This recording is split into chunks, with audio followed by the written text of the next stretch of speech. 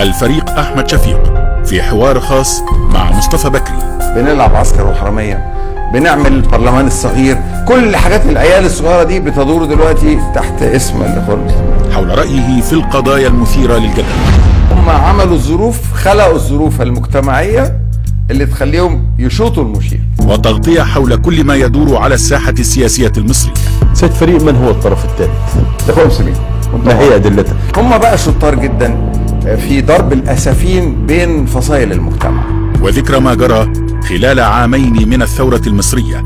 أمن الدولة اللي هم سموه أمن الوطني النهارده عارف إن القاعدة منتشرة فين؟ جوه مصر. جوه مصر.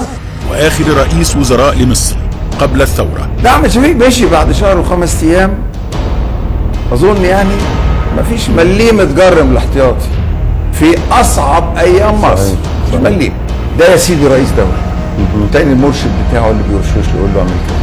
والتالت جايب المرشد اللي شغال بيزنس ومحلات.